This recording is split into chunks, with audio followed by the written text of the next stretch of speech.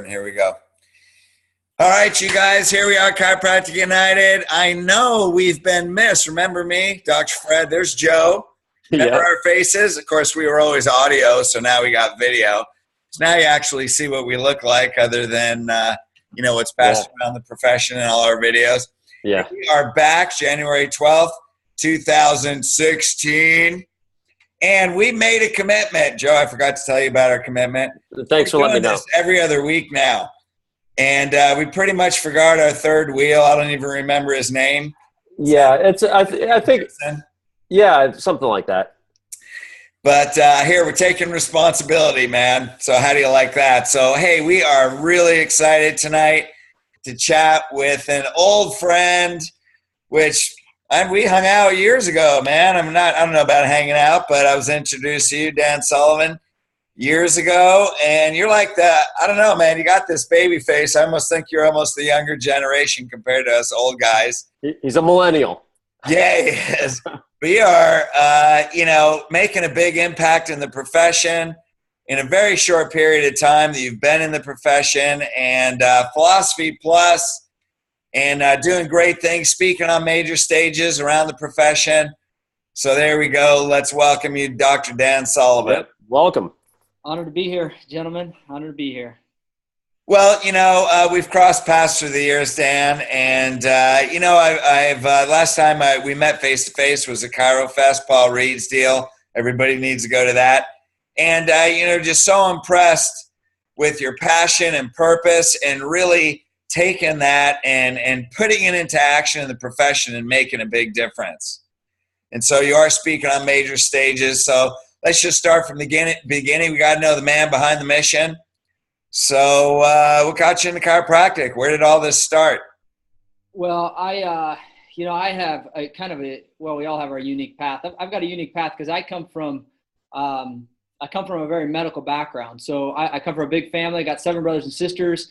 And I say this every time I speak because everyone always resonates with this piece, which is, so my 2 oldest brothers are medical doctors, and I always get that question like, well, how do you relate to them? And well, it started way back. So I got into chiropractic like a lot of people. I injured my back pole vaulting in high school.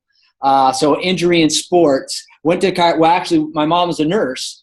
And so she did everything. I went to, physical therapy and MDs and neurologists and bone scans and bone specialists, the whole thing. And I got frustrated because they told me, so I was a junior in high school. They said that, baseball was my biggest passion, and season was coming around the corner. And they said I would never, chances are I'm not, playing sports again. And so lo and behold, our family dentist told my mom, you should try chiropractor. We didn't even know what that meant, but we went there. And he was a Gonstead guy. He took a full spine x-ray of me and showed, said, here's your pelvis. This is what it looks like. And my first kind of thought was, why didn't the other, 10 specialists do this? And so the story goes on, the story that we all know so well and we hear it so often is, I essentially got out of pain, was playing baseball within a month. And I tell this story. Although he got me better, I had no idea what chiropractic was. So here's one of my things that I start off with and again, I speak a lot about this because I think it's so vital for, I feel like it's a missing ingredient that for 5 years. So I was 16 years old as a junior in high school, got better, started shadowing this doctor. He said, you should be a chiropractor. I thought, you know what, that sounds like a cool thing. I'm an athlete. I like to work with my hands. Don't have to use drugs. Got me better. So I decided as a junior in high school that I want to pursue chiropractic. And then I went to an institution in undergrad, University of Nebraska, Omaha, where I played baseball there. But I went there specifically for sports and for because they had a pre-chiropractic program. Now it was just biology, but it was they labeled it pre-chiropractic. And so I spent 3 years there. Then I went to Northwestern, of all places, up to the Twin Cities. So here's my point. I spent 5 years. So I didn't, and then I got to Northwestern. It was about 3 months in, and I was sitting at a lay lecture of Dave Majors is doing a lay lecture at American Legion Hall for a local doctor who a student told me to go to.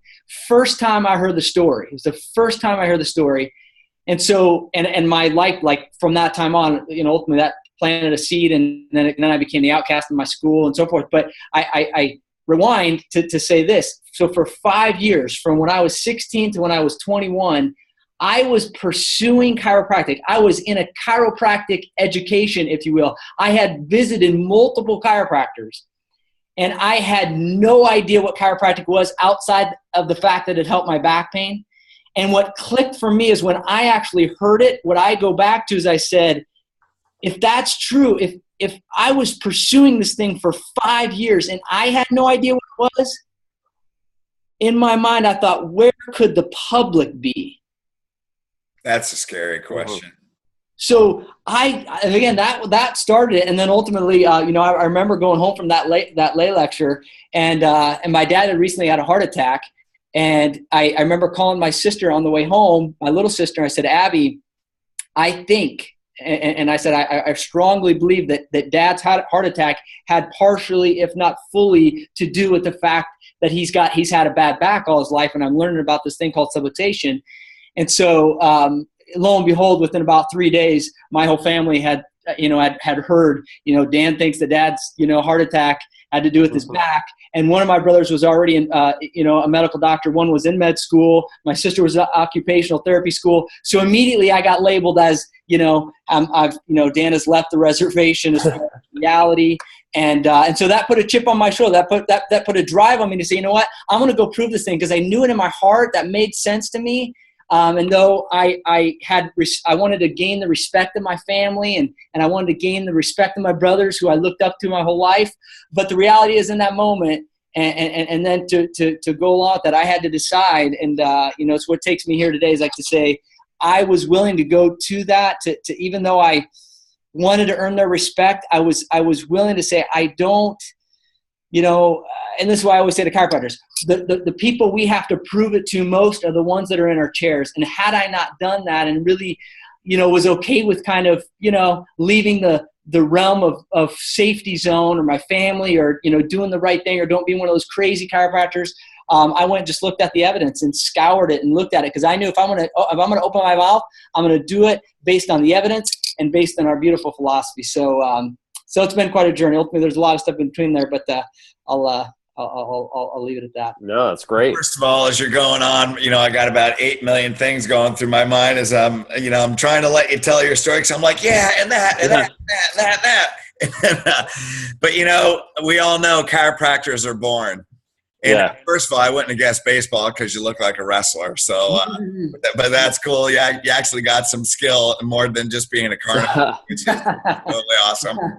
And, but when you say chiropractors are born, it's like our spirit comes in with that purpose. You are placed in that family, surrounded by medicine, and it's almost like the people that you love and respect the most are the ones that give you your purpose. And when we come in, like an entrepreneur has a different spirit. A chiropractor is a healer. We come in because we are those people that don't mind swimming upstream. In fact, we want to freaking swim upstream because going downstream with everybody else freaking sucks. And when I hear your story, Dan, that's what I see in you. You were born, as you're born to be a chiropractor. You came into this body to be a chiropractor. That's why you walk on the face of this planet to be a chiropractor. And everything in your spirit and your personality says, are we allowed to do profanity on this one? I'm just kidding. Fuck that. You know what I mean? It's like, hey, you know what? Fuck that. Pardon my language. I'm telling the truth because it's right. Mm-hmm. And it's in every cell of your body, man. And I so abundantly respect that. And that's what gives you your philosophy and your strength. So because you do now, you can see it's like, okay, if I'm going to go back to my family and I'm going to speak the truth, then I'm going to have evidence. And that's one of the things you're bringing, when you talk, man, you come with science. Yeah. It's funny because, you speak about this so great, Fred, and the few times I've heard you speak and which is, you're kind of, we're a reflection of kind of who we are. And so like, someone came up to me like, you need the science because you need the science. And I'm like, you know what, that you're absolutely true. Like I need it for a certain level of certainty, but I also see a huge gap in our profession to think that we're unscientific. See, I'll fight that all day long because that it allows us to be at a seat at the table that we know we deserve in our heart. But if we can back it up and defend it, we actually can muscle ourselves in there, if you will, to make sure that why? Not because we want to be accepted by them or they say we're good no, because there's babies and there's kids and there's families that deserve this truth that won't get it if we don't have that seat or we step up to the plate and have the certainty that I know you guys, preach about. Yep. Well, I look at the science as, like I said, we don't need to prove ourselves, and CBP has all the frickin' science. That's the funny thing. And I'm gonna go off on my little rant. Joe, come on, you're with me. I know, Dan. I'm just enjoying everything about the whole science thing. Yeah, and we got 3 hardcore spinal corrective doctors on there. Whoop, whoop, whoop. So there you go. That's another reason why you're on here. Mm-hmm. But, it's like people, chiropractic's not about technique. You're right. You know what? It's not about technique, but show me something that gets a predictable correction that's even better and has a freaking science. So in my opinion, the science doesn't give us a right to sit at the table. It gives us a right to say, shut up. You know what I mean? It's like, here it is, slam, shut up. We're already at the table, man. Now just shut up about it, okay? There's nothing you can say. Here's the frickin' science. What are you going to do, like what vaccinations do? Well, we have the science that says that. Yeah, first of all, who paid for it? You get it, right? It's a little different when we paid from all the donations for CBP nonprofit and worked our tail off for free to get the science out there for it. I remember sitting down with orthopedic surgeons and they're like, well, this is pretty good. And going through and they're like, that's your name on the paper. I'm like, yeah, I was just blessed to be in the right place at the right time. And it really does open the doors to at least you can have a communication. Even if you didn't do the science, the research papers, knowing the research papers is so powerful because, it removes a lot of prejudice with the guys that are our age, so to speak. They get fired up because most of them have been helped by chiropractors, talking about medical doctors. In the age group, I would say, if they're in their 40s, I would say most of them have been to chiropractors. Today I sat down with a primary doctor and he just treated me just like I was his peer as MD, And I just think it's great. Knowing the science just opens the doors to fulfill the philosophy and to get to more people. Absolutely. Well, and the other thing is, and this is again one of my, one of my battle cries right now, which is, authenticity is king right now. I mean, if we don't believe that, I give the analogy of look at whether you love him or hate him, Donald Trump is making waves, and as unpolitical as he is, and as abrasive and as brash as he is, he's authentic, and it's a breath of fresh air for a guy to come in and to have the numbers and stats that he does. It's because he's authentic and he's actually speaking from a place, even though you love him or hate him. And with chiropractors, though I see, and I'm speaking to myself, is that the science allows us to have a certainty, but then allows us to have authenticity. So where it's like, like you said, Fred, it's like, take it or leave it. It is what it is. So I'm very passionate about that, to where it's like, it's ain't about believing me or believing, in what I say. It's about what does the evidence support, and ultimately what will the results bring. And so that so to end my story, because so I came out of school. I came out of chiropractic college and I got mentored by, I don't know, y'all remember, Fred, I was mentored by some mentors where you were at. I remember, big lines of people, getting adjusted by Dr. Fred at these seminars. And so I came out, got some good training. The circles that I was in at the time was, if you can hit 1,000 a week, you've arrived. And in 4 years, I was at cash practice in Lincoln, Nebraska, corrective care, family wellness-based practice, from 0 to 1,000 in 4 years. And I can remember the weekend that I got there, and I had a CE that weekend. It was February 2009, and I had a CE hour seminar that I had to go to. And I remember sitting there thinking, I'm like, on Monday, like, what's really going to change on Monday? I had an idea in my head that, the fireworks were going to go off and the hospitals were all going to shut down in my town, and we truly would turn into a chiropractic town when that happened. And not that it wasn't great and we had some amazing testimonies, but for me, there was a void that said, I still know this. I know this. And then at the time I was speaking in a lot of schools and just going in and helping students and hearing, and just giving them, strategies, tips, and more importantly, getting the philosophy in them. And I was seeing what was taught there, and I knew it in the back of my head, but I didn't pay attention to the first 4 years of practice, head down. I thought to myself, there's no way and this is for me, I can't continue to just do this thinking that I'm going to change the world in the way that, God has gifted me to change the world by doing this thing in my office and kind of being unaware or shutting off the fact that it's getting worse in these institutions that are kicking out chiropractors. And so that led me on. So I sold my practice in Lincoln. I moved to Nashville. I took over a student program of the organization I was a part of. And then I left that in 2014. I moved here to Atlanta to start this journey. And that's when I launched the Chiropractic Advocate. And the one thing that I see, right now, and I know you guys would agree, and I'll let you kind of, chime in here, but right now, it used to be in the 90s, 80s, I would say 90s, even 80s, 70s, 60s, 50s, 40s, you got into chiropractic, right? I'll ask you, Dr. Joe, you got into chiropractic if you were in the 80s, 70s, 60s, 50s, 40s, you got into chiropractic usually for one reason. And what was that one reason? The one reason for me or in general? No, you mean in the Mercedes 80s? Yeah, well, or even prior, even like think about the 40s or the 50s. Like chiropractic was still pretty, even the 70s. You love people, man, and you have a message.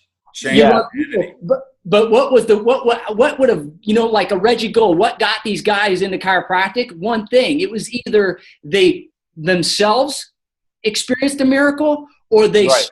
I mean, literally, they got adjusted, or their mom got adjusted, and they coughed.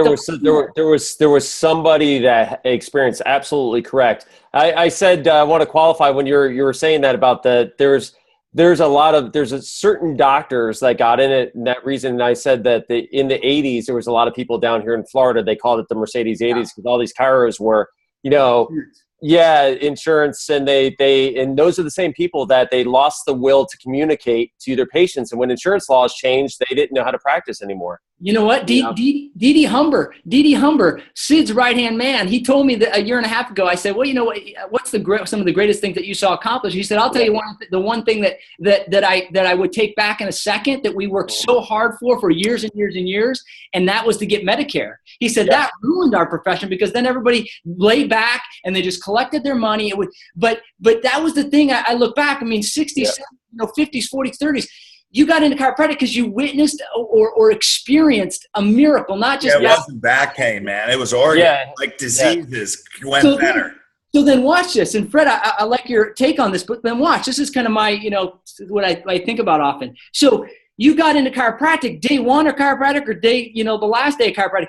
You didn't have to borrow somebody's, belief in it. You didn't have to, have an instructor say, but you believe in chiropractic. You went in there as a belief. Then you just kind of got taught what to do. Today, the average student goes into chiropractic school because it's a good profession, or they see Dr. Smith who goes to their church, or is their neighbor. He drives a nice car. They have no idea what chiropractic is. And I'm not saying it's bad, but the challenge is this. They go and they sit at these schools, sit at a seat, and their first, like I always is, like their first class could be pathology. And it's a teacher that's a PhD that knows nothing about subluxation or chiropractic, loves the germs theory, would have no reason to disbelieve in anything that medicine has to offer. And she's teaching. And then the next class is is a histology class. Again, no understanding, or maybe they say, chiropractic good for back pain. Then you got a chiropractor teaching, the next class, which is neurodiagnosis. They don't believe in subluxation, think it's maybe, helps in low back pain. And then you got the next guy that maybe teaches another, methods or technique course, and he says chiropractic can change the world. So you haven't even hit lunch on a Monday, and your education is as bipolar as it could be. So the question is, who do you believe? That's who we're putting out, chiropractors and students that have no.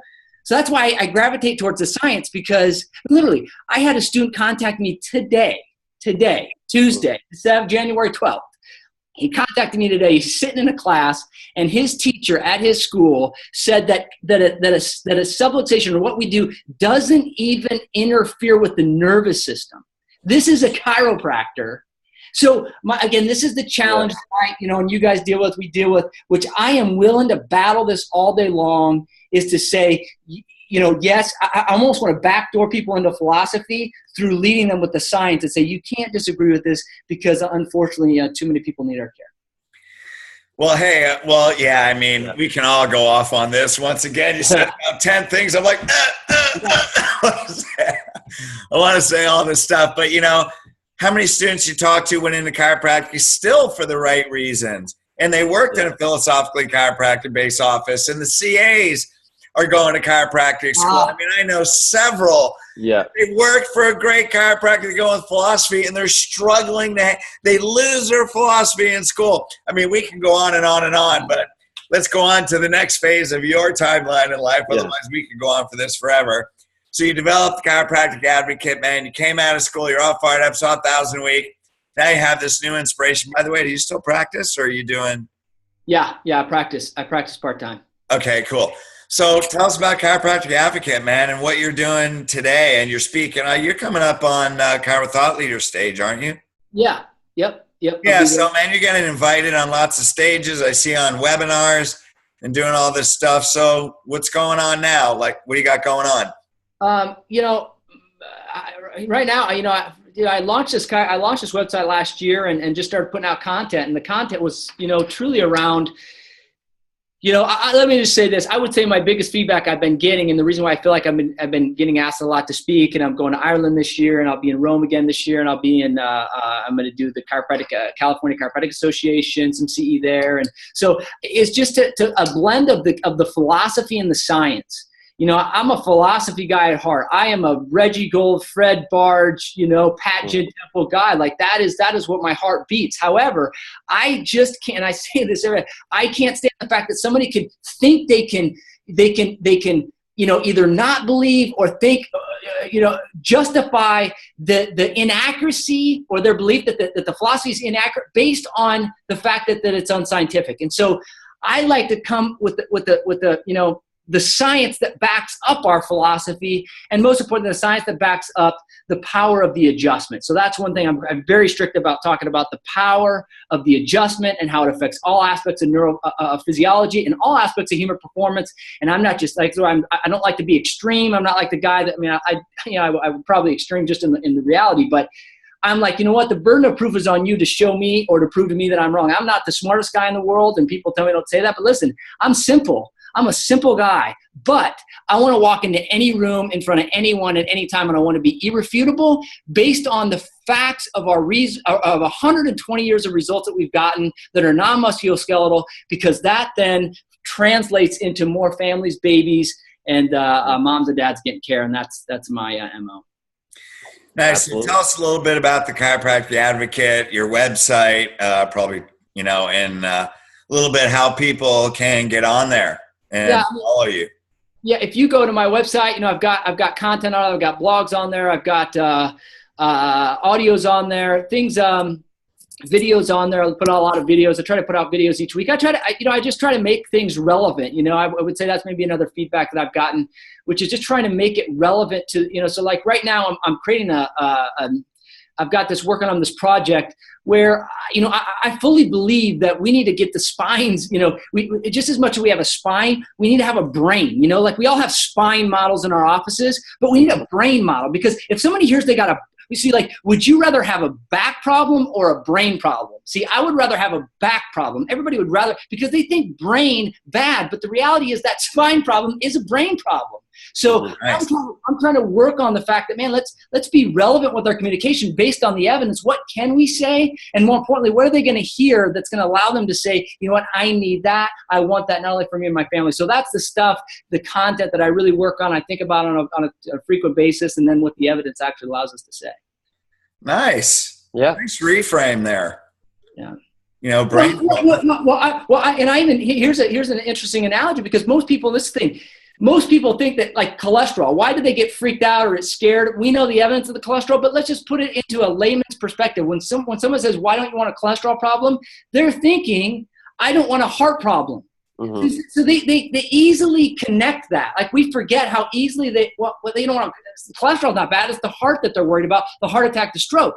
So they'll comply to the drugs that we know don't even work, and the evidence doesn't support. But the reality is that's where they're at. So I want to go to where they're at, not because I want to just meet them there and go there, but I want to pull them along. So if I can meet them in a place where they could say, where they have no idea that a back problem is a brain problem, but yet they would agree, like how do habits work? She put, where she's seeing right now, we're 50% change in the prefrontal cortex through an adjustment. Now that would put us on, this puts us on stages and in platforms and people that see this, neurophysiologists that are seeing this stuff, PhDs, it's blowing their mind how an adjustment could do that.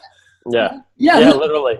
It's so this is the stuff that again, a lot of our profession doesn't know, particularly even the students and young doctors, yet, they're so quick to go, just what does third party pay? Let's just do whatever the patient wants. And I'm like, you know what? I get meeting them where they're at, but I also get taking them and owning the responsibility of moving them, because no MD, again, taking it back to them, the MDs and the cholesterol thing, by the way, cholesterol in one evening, one day, they changed they changed everything from 300 to 200, right? Yep. The standard, normal. And in one day, that qualified 100 million people to get on that drug, right? To have drug therapy. Yep. 20 million people actually got on the drug in one overnight. So the thing I'm working on right now is that we know we could qualify 7.2 billion people under chiropractic care. We know the stresses of today, from birth trauma to you name it, what else, we can qualify the entire population of this world to be based on the evidence, right? Now, we know that some people are never going to walk in, which is fine. But where I'm at is like, I know that there's a lot of people, and I'll even throw out the number of 40% of people in our communities, in chiropractors communities, would go if they knew why they would go. So we all want to increase, they want to increase market share, which I'm fully supportive, obviously, but they won't go if they don't know why they would go. Or if we just wait till they have that back pain, that is defeating the purpose already. So what I want to do is I want to start to, again, shift our understanding of what the subluxation does, communicate it that way. So ultimately, they're coming and seeking for the right reason. So let me ask, how's your family doing now that I'm sure you've proven it to them by this point, right? Yeah. I always get that question, and, it's kind of like having now, one of my brothers is now a chiropractor as well. Wow. So we've kind of started to change the tides a little bit, but you know what, it's kind of like, Jesus couldn't preach in his own hometown. His brother James didn't believe anything he said. So I've kind of accepted that. I mean, I had a radio show for 3.5 years in Lincoln. And I remember that was like the first time that I, like my parents were like, oh, you actually just don't say this to us. You'll say this to people. I'm like, I'll say this to the world. It's kind of like advice of, if they change your diapers, they're not going to listen to you. But at the same time, just stand and live and be bold and, kind of learn the hard way. So, yeah. So you're not all fired up about this, are you? No, I don't think he is. It's hard for me to sit down. I can't sit down. I know how you feel. Joey's always yelling at me for yelling into the computer. Yeah. Well, I don't yell at the guests, man. Yeah, it's all good. No, especially fired up. A little Italian in you, Dan. Yeah, I must have. It's the Irish. No, it's the Irish in me. There you go. Yeah. Right, whiskey instead of wine. So hey, so now you got this going on. Obviously, we're pretty clear on what your passion is. Amazing message, and it's so interesting because brilliance is in the simplicity. It's like you look at something, cholesterol, heart attack, well, spine, brain. I mean, it's like when you say that, you think, well, shit, I should have thought of that years ago. You know what I mean? Yeah. The connection, but you create this bridge, and I think it's absolutely freaking brilliant. And it really is. People need to know that, man, and that can be a bridge that closes a gap. And you figure 18% is tipping point, 7.2 billion. Hey, all we need to get is $1.5 billion. There you go. Yep. It's not that hard, man. Under 2 billion, we can do this. I know we can do this, and we have to work together. That's great. Yeah. So, it's one thing we teach in the boot camps, man. Chiropractic is a universal law. When you tell the truth, every spirit knows it's the truth. So people take that message, they feel it. You know, sometimes it goes to their frontal lobe. You know, that's the filter. But when you bring that message and you bring it with that conviction, whoever you talk to, whether or not they agree or disagree, they feel it in their heart. They know it's the truth regardless of what they think. Hey, and then after that, it's, you know, that's why we teach the boot camps, man, how to get people to change your reality in their mind when they feel that truth in their heart and spirit. You know, it's very obvious when you're talking and your words hit you, and not you, but whoever's listening, they hit you in the chest because you know it's truth. And your spirit and your soul cannot deny it. You know what? You said that. What's that? You said that on a webinar with Dr. Zana one time, and I'm like, you know what? I remember it was like a tough week. I remember I had in practice a couple years ago, and like that's such a it's so profound. Even though we forget that sometimes, but it's so profound just to be able to say, you know what, you know, throw the spaghetti on the wall, see what sticks. I mean, like, you know, you're speaking the truth, even though they want to reject it. That is a, you know, and I never thought about it that way when you said that. Like, that it's a universal truth. They know it's true somewhere in there. It's so powerful. Yeah, they can't, you know, people can't deny it, but we have to know it on a subconscious level first. And that's it, you know, that's what we teach in our boot camps, 4 subconscious beliefs of influence. Because when you know it subconsciously, your intention is so strong that when you speak to people, you expect them to follow you. They may have questions, and people look at, well, there's an objection. It's not an objection. It's just a person showing you what they don't understand in their mind so you can learn how to clear it, change that reality, help them shift their belief system that's in their mind because their heart and their spirit is drawn toward it. Yep. So all their objection is saying, wait, I don't understand that in my mind. It's not familiar with my past. But what I know is you're telling me the truth. So they give an objection, and you think it's an objection and a barrier. When it's not, it's an opportunity.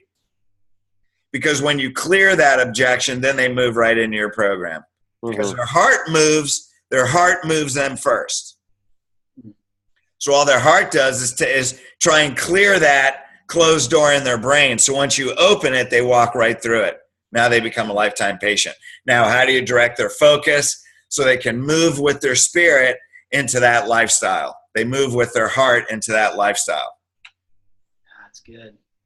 You know, that's good. I tell you what, you know, even the doctors listening to this right now, you know, I when I say something like this, like, you know, I know you guys say it, you know, all the time, but when we, this is kind of the thing that I often ask myself this. I'll be real honest with you guys. Like I sometimes, I mean, I've just got to, you know, either I'm praying or I'm just thinking about this. I'm like, you know, God, could you really have chose, like, I guess I don't want to admit that I get it on a certain level, or why I think about the way I do, or why maybe I see other people don't. I'm like, I think about it in a certain way. And I think it's somewhat elementary, but I've kind of come to the conclusion that, you know, that I'm responsible for something, you know, and I think all of us chiropractors, like, we have that, like, that's that Yep. truth. Like, I'm responsible for something. And I can try to hush that up and live somewhat of an incongruent life, you know, or I can just allow that to be free.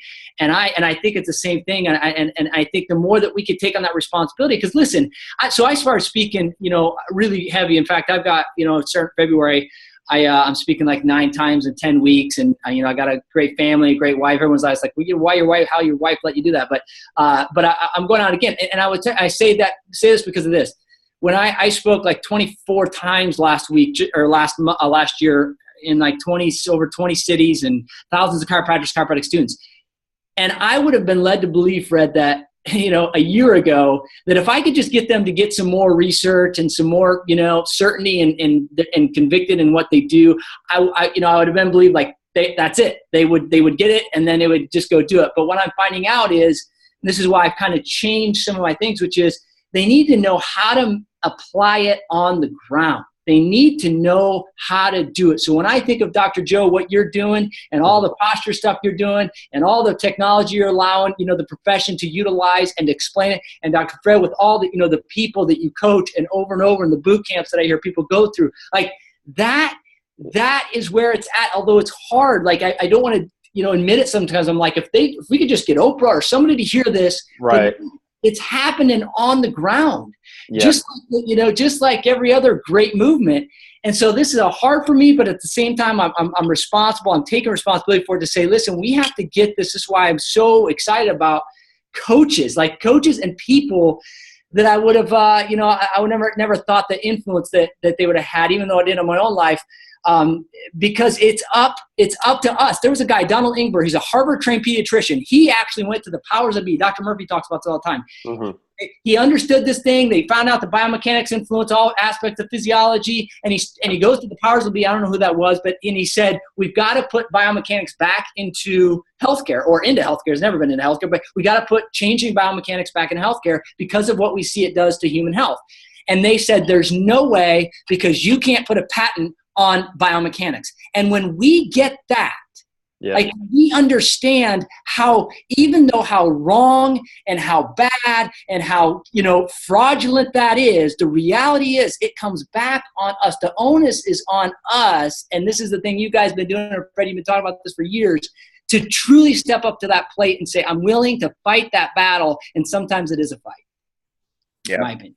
Cool. Well said. Hey, I'm going to have you speak at, I know you called me last year at the boot camps, and I'm going to have you speak minimally at our Atlanta boot camp, and bring you into the semi-annuals. I'll talk to you about those dates, have you come in and light them up. Sure. Just let me know.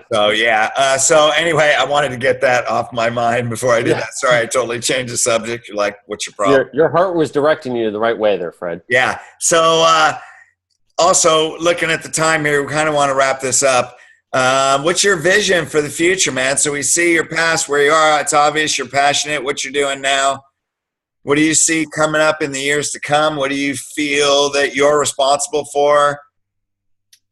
Yeah, it's a great question. I really feel obligated to young chiropractors. And I wouldn't say students, because I love the students, but young chiropractors that are hungry for this message and that are willing to kind of listen to the message and are willing to, because here's the thing, we have to also accept the new model, that's why I love like CBP, corrective care, because the hard bone on soft nerve model, that's done. I mean, it's not that it doesn't happen, but if that's the model we take into the marketplace, we've already, we're limiting our influence. And so it requires a little bit of understanding. I'm not, again, a heady guy, but I want to be irrefutable. So when I say that, because my focus is to help build up in a simple way chiropractors so they can put this, so we can change the entire perception of what people believe chiropractic is. So ultimately change the entire market share of chiropractic to increase market share. But I can't go, people will say, well, why don't you go to the consumer, put out your stuff and put it all to the consumer. I'm like, I can't do that right now in my own heart, my own spirit, because if, let's say, 1 million people tomorrow found out they should go to chiropractors from something that you or I or put out, right? Half of them, 80% of them are going to ABC Neck and Back Pain Center. Right. Their kids that'll see them for 2 or 3 visits or whatever. So if I can't get to that chiropractor and get them to open their mind, not tell them they're doing bad or not, I'm not one to say, hey, I hate you because you don't do this. No, whatever you're already doing, let's just add to it and tell them what you're doing. You're changing the brain regardless of whether you know it or not. So I want to get to these chiropractors, get to this middle group, and truly show them that there's more to the story. Yeah, because there's so many doctors out there, and you're absolutely right with getting into young docs, that simply they were never even exposed to it. So they don't know that they don't know. That's the biggest thing. And there's some docs in my town, my age, that went to school at the same time that I did out of high school. They knew that I did something different. They respected it. And they knew that I was really heavy into research, and were really excited that, well, they were a little bit confrontational in the fact that I had all these MDs referring to me because they understood that I was certain with the principles that I was applying. But they didn't even know, and they didn't know that you could change the spine. They were never taught. They didn't.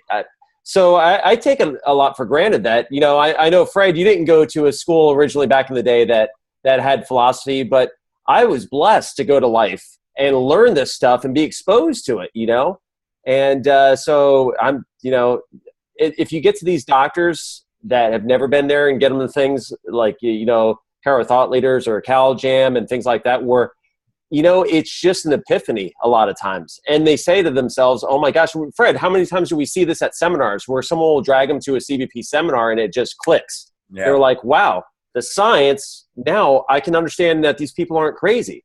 You know, the science that fulfills the philosophy, you know? And so that's what drives us. I know that, you know, I can't wait for some of these research studies to come out that we're working on, because it just gives you more ammunition to keep chugging along, you know? Right on. Cool, man. Well, any final words, Dan? No, I would just say, you know, be bold, be more bold. We all water it down, and that's okay. But, you know, be bold, be strong, be encouraged. The fact that chiropractic is, you know, and Dr. Dan Murphy says so well, it's more proven to improve visceral and systemic physiology than just musculoskeletal. But yet we sit here with 9 out of 10 people. If you went to your church, you went to your mall, you went to wherever, 9 out of 10 people are going to say back, neck, pain, or quack, or headache. And unfortunately, they'll never go and seek one out. So we got to work on changing the perception of chiropractic. So don't miss any opportunity, you know, with any patient you have. And that starts with your own self. So that's, again, what you guys, kudos to you guys, because you guys worked so hard on that. And that's what people need to know. It's inside first. Well, you said a real important word there, and you said be encouraged. You know, when you break that word down, it's have courage. You know, and I think you really exemplify that, because, you know, you're not looking for acceptance. You're looking for the truth. And in the truth comes courage. You know what I mean? So it's like when we move past, when you look at people that changed the world, they weren't out to be liked. They were out to tell the truth to humanity. Mm-hmm. And they're, you know, chiropractic is a universal law. Life force of the physical body gets obstructed, you're going to get sick. Chiropractic is a vehicle for the universal law. So it is truth. Have the courage, because it's when you back down, when you look to be accepted, when you make it about yourself, is when you're the most frustrated. So when you move past yourself and you realize that humanity is begging for this message, then you become an inspired leader that really is presented with opportunities, because you are a spirit walking through this physical world. You do have a truth. It's the universal law. And the more you open your mouth, the more free you become, the happier, more joyful, more peaceful, the more fulfilled of life you will live, and the more people that will surround you. Amen to that. Well said. Yeah. Beautiful. So anyway, any last words, Joe? No, I think, you know, thank you for coming on with us and sharing your passion with this. I mean, you truly do have a gift, and you were chosen to do this. Absolutely. And, you know, it's those lives you change. I mean, you can never take it for granted. Those people that you talk to, that you think that maybe it's not a small thing, and it changes their life with everything that you say, you know, so it gets them fired up and gives them passion and purpose. So keep doing this, because it's hard work. This, you know, what you're doing, it's a lot harder than just practicing full time. I have to say that. I mean, Fred and I live it day to day. People say, oh, you know, I have a lot of doctors say, oh, you're so lucky you don't have to do this. I'm like, I practiced for a while. And I work well, it's not work when you have fun and love what you're doing. But, I mean, I'm busy doing chiropractic stuff all day long, and then I go to sleep and wake up with the same passion to do it, you know? And I'm going to interrupt you right now, man, because you made a great point, and Dan, you're beginning to discover this. Practice is freaking easy compared to trying to push the chiropractic profession. So I'm going to send a shout out to the profession. Come on, man. Can you make this a little easier on us? Get the freaking philosophy, man. It's truth. Can you just freaking do it? Yeah. You know what, Fred? You the last time, you spoke at the CBP seminar that I was at here in Atlanta, and I heard it before, but I reminded of it. You know, your story of how you went and you know, you're seeing like 300 in a day or something, and there was just it's kind of like a little bit my story, was just like, because I resonate with it so much. You know, there's some void you had, like so when you say that, Dr. Joe, not only do I not only resonate with that, I often say this, man, I wish I truly do. And my wife, it was like, I wish I could go into practice 4 or 5 days a week, and I would just like, that would be it. Just like, it. Yeah, I know. We I wish that was, you know, because it's way easier. Good, noble work, and we all need to do it. But there's that thing, and that's a drive that you wake up and you have to do more. I know. So what drives us all? Like Fred and I were talking about, you know, we win that Powerball. We're still doing exactly what we would be doing. We just take it to the next level. I would just, you know, rent space during the Super Bowl commercials. Yeah. You know? Yeah. Yeah. Right on. Cool. Hey, well, thanks so much for being with us, Dan. And, you know, I'll contact you. You know, obviously we all support each other. We put each other on each other's stages, and, you know, we do this, really get this out with unity. So I really appreciate you. Thank you for being with us. And I know our paths will cross very soon. Thank you. Thank you guys. Very honored. Thank you. All right. All right, guys.